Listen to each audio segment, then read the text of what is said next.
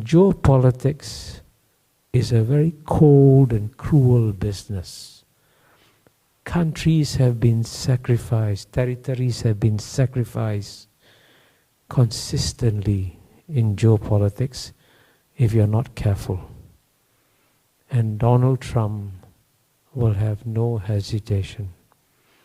I mean, as you know, even in his first term, even though South Korea had been a very strong and close ally of the United States, he didn't even consult South Korea when he decided to go to North Korea.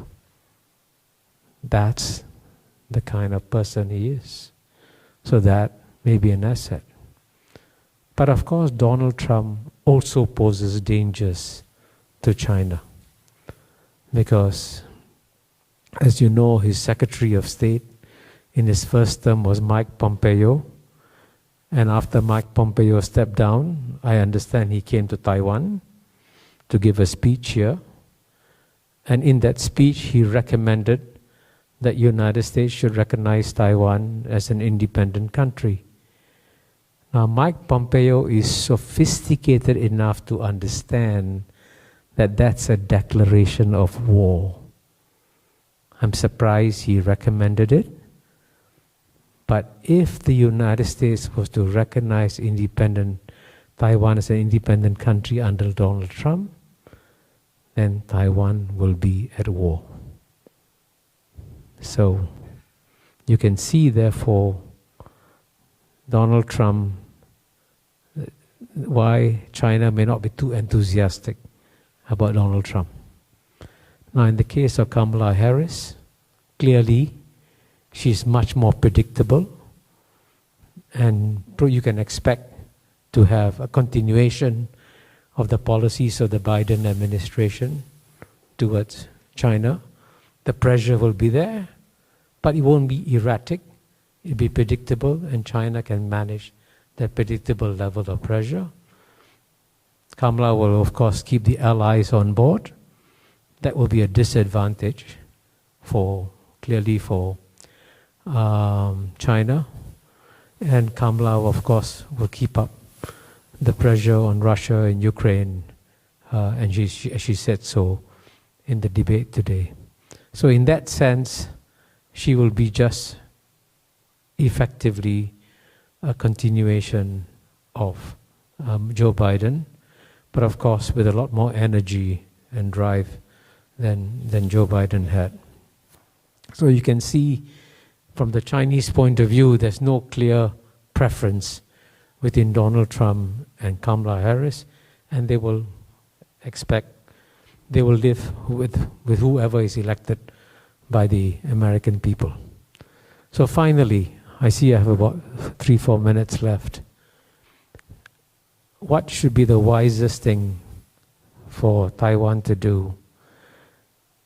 I think it's extremely important for Taiwan to be aware that at such a dangerous time like this, you got to be very careful with what you do.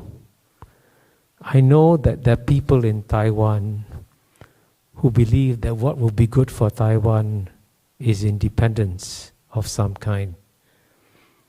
That would be dangerous under any circumstances, but it would be especially dangerous at a moment like this.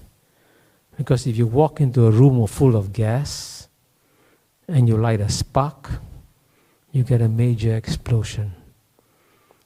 So people who are pushing for independence have to understand the dangers. And there's also one paradox here.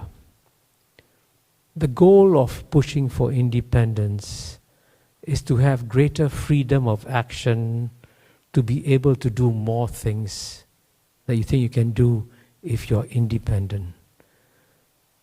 Effectively, though, if Taiwan pushes for independence, Taiwan is going to become more and more isolated globally.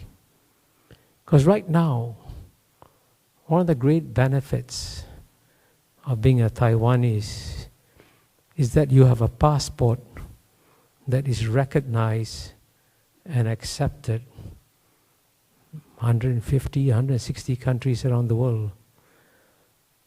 But just imagine if you push for independence, you force countries to decide, do I want to recognize Taiwan as independent? I guarantee you this. The majority of countries will not recognize Taiwan as an independent country. This is a geopolitical reality. So what you do, therefore, in pushing for independence is to lock yourself up into a small jail and throw the key away. Now, this may be a beautiful island to live in, but your capacity to travel and to engage the world will be diminished, especially now, because it's such a dangerous moment in history. I also know that people here who believe that perhaps you could go to the UN and get some support in some way or another. Having been an ambassador to the UN for over 10 years, I can tell you that UN ambassadors are incredibly astute in their understanding of global geopolitics. They know what needs to be done. And they also know, many of them, if you force them to make a choice between China and Taiwan, there is no choice for them. Their ties with China have gone up by leaps and bounds, right? Take trade between China and Southeast Asia. In the year 2000, trade between US, China and ASEAN was only $40 billion in 2000.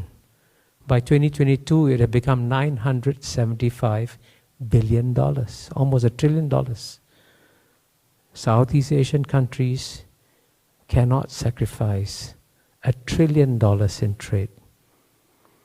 A country like Brazil, that's far away. It took Brazil 20 years ago, 1 year, to export $1 billion to China. Now it takes Brazil 60 hours to export $1 billion to China. And you're asking the Brazilians, choose.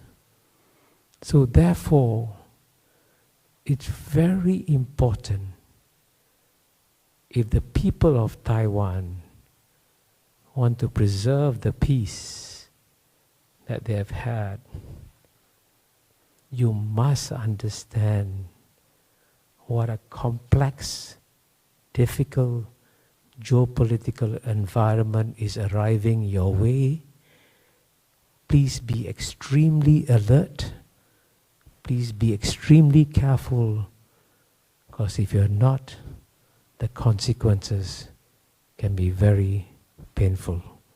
Thank you.